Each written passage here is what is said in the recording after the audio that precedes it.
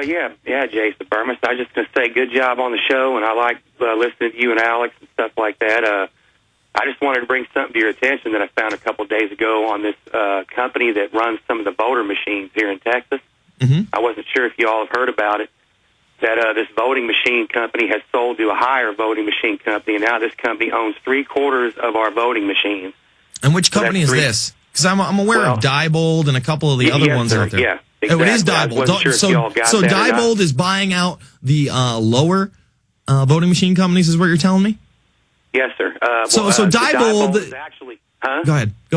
Well, actually, Diebold has a Texas-based subsidiary, Premier Election Solutions Incorporated, and it's a bigger competitor. Election Systems and Software Incorporated of Omaha is buying them, and apparently this purchase has gone through, and some voter action people are rising up against it, and they brought it to one of their congressmen, and I guess one of their senators or something is handed it over to the Department of Justice to look into it.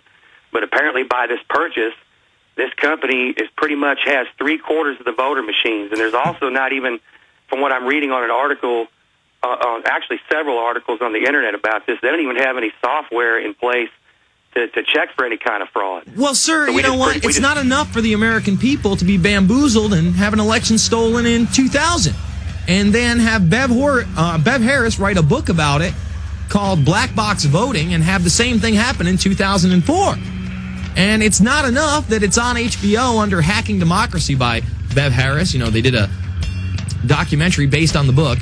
We're just going to go 8 years later and let them consolidate even more power because we're suckers. Yeah, Diebold ain't good, folks. The good old folks at New Silver Solution. And the website is supernaturalsilver.com. Supernaturalsilver.com. This is something that kills bacteria, viruses, you name it, well documented. They've got it down to a super small nano-sized particle. Supernaturalsilver.com. Check them out at INFOWARRIOR.com. Supernaturalsilver.com. We are back. It's the InfoWarrior with Jason Bermas. We just got done discussing Diebold and their corrupt, really, takeover of the voting industry, because it's an industry at this point.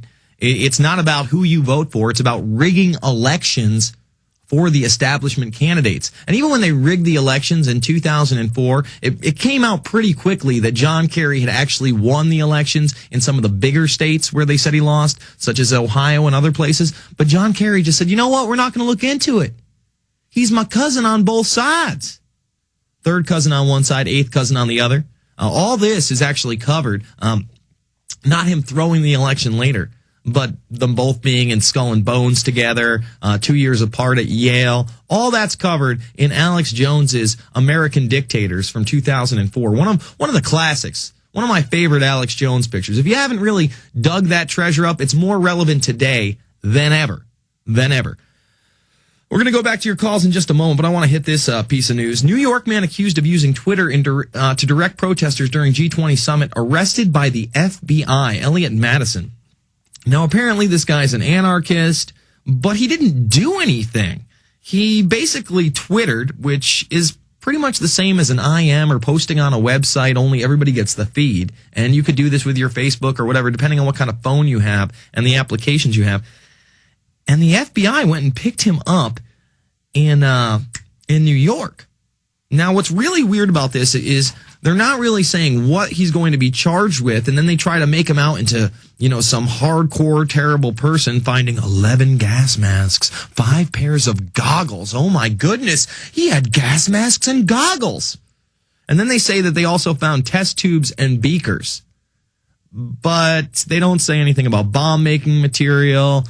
Because if they found, or, crystal meth making material, they found any of that, that would have been in the article. Test tubes and beakers. He's an evil terrorist. You can't have test tubes or beakers in this country anymore. Or gas masks, apparently. Or goggles. So I thought that was pretty wild. The FBI went and arrested this guy for twittering during the G20 attack. What was he supposed to do? They were trying to get away from the police that were tear gassing, rubber bulleting, and LRADing people. God forbid. We played the video for you on Friday on the Alex Jones Show of the riot police shooting tear gas up into the upper balcony of the campus and then having riot cops run up the stairs and trap the students. Meanwhile, some girl starts bleeding from her neck, either by a rubber bullet or one of these canisters that had exploded and got a little bit of the shrapnel there. Granted, it wasn't pouring blood, but still ultra disturbing. All right, let's continue to take your calls. Dave in, I think that's San Diego, but I'm not quite sure. Go ahead, Dave.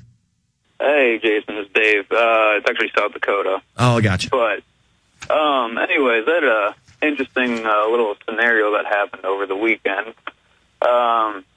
Me and a buddy went out around 10 o'clock one night, and just had some appetizers and some few drinks, and we came home around midnight. Proceeded to go to bed, and 4:30 in the morning, we hear officers and, commotions and whatnot going off, banging on the doors. So I wake up, and I'm like, what the heck's going on here? Mm-hmm.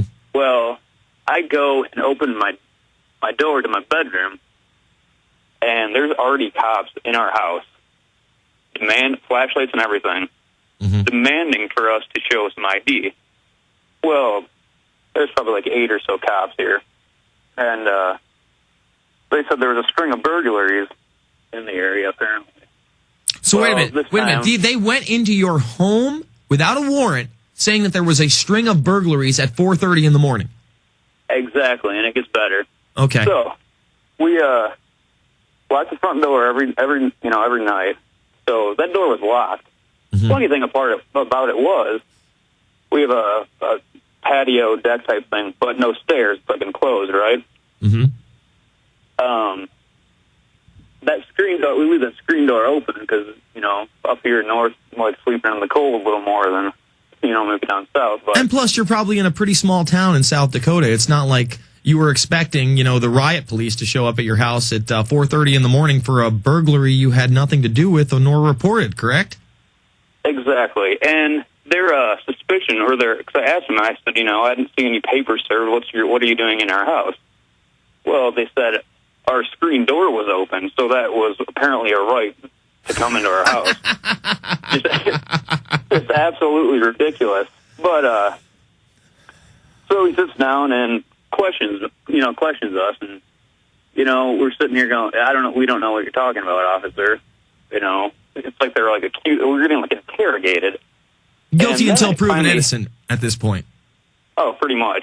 But then it finally hit me. He was talking and whatnot, and he split me and my buddy up. And like they always do. We had there were like a couple officers talking to each of us, and proceeds to take a camera out and ask me if he can take pictures. Well, at this point, I'm sitting here going, this is absolutely ridiculous. You just woke me up. I'm tired. I want to go back to bed. And I just told him, you have no right to take pictures of anything. I refuse to. And they're like, they went on. What do you got to hide, Dave? What are you hiding? Yeah. Exactly. And, I'm sure that's the first words out of his. Oh, you don't want us to take pictures of your house at 4:30 in the morning on an unannounced visit? We're here to protect you, buddy. Yeah, pretty much. And but this is when it hit me, though.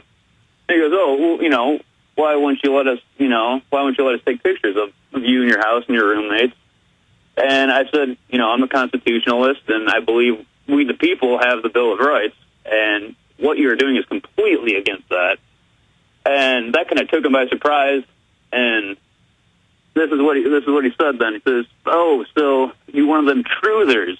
Oh, see, he's gotten the Fusion Center memos. He's gotten the MIAC type reports. He knows. Oh, yeah. Are you a Ron Paul supporter? You believe in 9/11 truth? You got a copy of Zeitgeist here? You better watch out, buddy. And now you're in a database. Yeah, pretty much. But, I got to ask you, what was the burglary? Who was reporting a burglary? Was it a neighbor? Did they even tell you that? That's the funny thing.